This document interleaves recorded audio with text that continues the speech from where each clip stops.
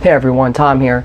We're going to bring you another protocol of the day. We're going to start off with some indications of why we would be treating this particular protocol, talk about some pearls going through some treatment, and some wrap up with this in particular because there's actually some considerations for refusal with the patient after treatment sometimes. So when we are talking about adult altered mental status, what is altered mental status? What indications do we have to start thinking along these lines? If you have a patient that presents with incomprehensible speech, inappropriate verbal responses, inability to follow commands, decreased responsiveness, or even unresponsiveness, we are immediately in the altered mental status protocol. So there's of course other reasons that can lead to that, other disease processes, whether it be mechanical from trauma, you have some type of metabolic, toxic overdose, all these different things. So stroke, we need to rule out initially where we're going. So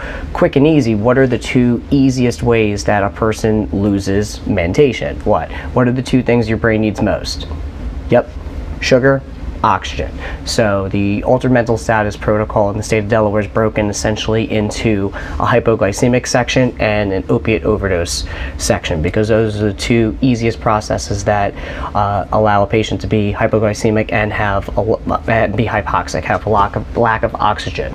So we initially present with the patient, we see our indications for that, we check a blood sugar, we see that their blood sugar is less than 60 per protocol, so we are initially going to be in our hypoglycemic section. So if the patient is awake enough that they are able to take anything orally, the BLS, and even in the house you can use some type of oral hypoglycemic gel.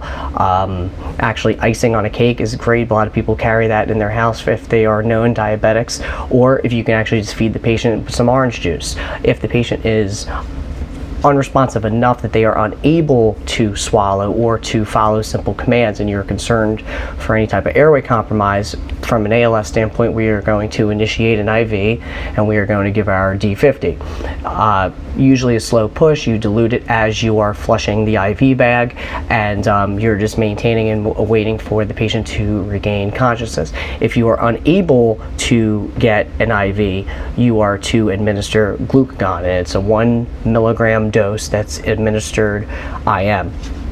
And it takes a little bit longer for the IM to work, but it works just as appropriately. So some considerations we'll talk about quick at the end of the video for what happens if the patient then wants to refuse. So we have fixed their sugar, they are awake, they now do not want to have any other further medical attention from you. There are a couple of things from an ALS provider that we need to make sure that when the patient is refusing a service at this point.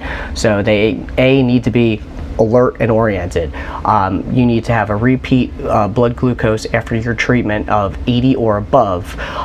They need to have the ability to have a full meal at some point, a high carbohydrate meal to maintain that. It's preferred in the refusal that there is someone in the house that can help monitor them. Also very important, if we can find out what the possible indication for why their sugar dropped. Was it because they were excessively exercising, extra activity for the day? Did they miss a meal? Did they happen to take their insulin and then not eat in a quick enough time? So a couple of things. If there's a lot of unknowns, there's some things we want to also consider and make sure to be an advocate for the patient to make sure that they are in good hands. And it's also very important that we know that the patient does not take any oral hypoglycemics, your medications like glyburide, metformin, anything like that, because those medications have a much longer effect than insulin, and they can have a drop in blood sugar at that point, which can be detrimental if we leave. And something that's not mentioned in the protocol, but it's a good pearl, is do they have a functioning glucometer at their house with ample supplies that they are able to check their sugar again? Because when they leave, we always recommend to check their sugar every 4 hours or so, just to make sure that there's no extra drop than what they're used to. So a couple of interesting pearls when it comes to the hypoglycemia. So now we fixed the sugar, or we check a sugar on this particular patient, and it's not their sugar. So we go into our further differentials for the other protocols. But going into the other side of this protocol, so we fixed the sugar. Now what we are suspecting that there is a possible opiate overdose with this patient. So if they are able to maintain their own airway at this point, we are going to administer oxygen. We want to make sure their pulse ox is at least 94 and above.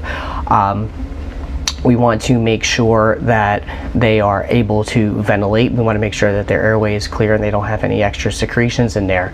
And then at that point, if we need to intervene, ABCs, we ventilate the patient and we go through all of our BLS and ALS skills at that point. But if we are then maintaining an airway, their SpO2 is above 94, hopefully, well, then we will administer the medication that we use to reverse an opiate overdose, which is, you got it, Narcan. So we are administering Narcan, and our first dose is up to 2 milligrams. So we can administer Narcan multiple different ways. We can administer it IM, IN, or IV. The preferred route is IV because we have much better control over it, because if you have secretions in the nasal passages when you atomize, you may not be getting an ample effect. IM works, but it has a very, very slow and erratic absorption, so you have to be very careful with IM. So the preferred route for an ALS provider is IV.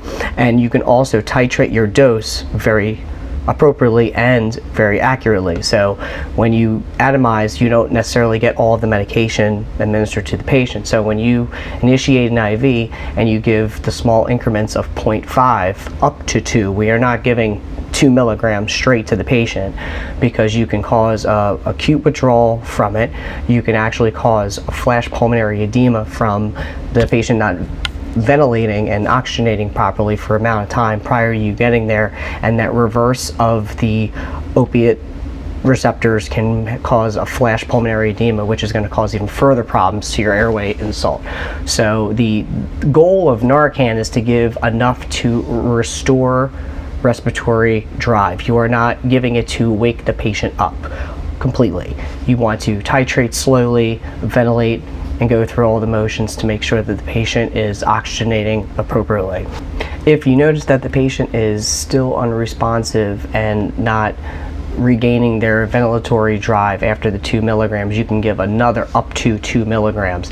Any doses above that, you're going to have to contact medical control. And at that point, if you are going to be administering that much Narcan, you're going to be transporting this patient anyway. So good knowledge to know in that case. But what is interesting also when we are treating the altered mental status patient is that they actually have the right to refuse in the state of Delaware once care is rendered and there is no major concerns that you have assessment-wise after a complete assessment, ALS assessment, including blood glucose, obviously, 12-lead, full set of vital signs, and a full assessment. What is most important and what is equal on the both, and I want you guys to really go through the criteria at the end of the protocols because it's very specific, but we want to make sure for both patients that they are alert. Any type of inhalation or injection from the opiate, if the patient tells you that that was the cause of their insult, I used X, Y, and Z of a drug, that's a direct indication. So if they admit to it and they are in a safe environment, and what is important is there's also someone there that is a trustworthy adult, they can refuse service, and that is fine. And quick summary of the medications that are used in our altered mental status protocol. If they are awake and able to eat something, you're going to be administering anywhere between 25 and 24 grams of oral glucose. If we do carry it, the BLS units normally carry that as well. If we are going IV, we are giving up to 25 grams of D50. If you are unable to obtain IV access, you're giving 1 milligram of glucagon, and you have to call for any further doses of that. If you are in the opiate overdose route, you're giving 2 milligrams of Narcan, and you can give another 2 milligrams of Narcan before you have to call for further additional doses. So that's a quick overview of our protocol of the day, our altered mental status. Always remember, sugar and oxygen, that's your first go-to. If not, then we start going further. Have a good one. Good luck.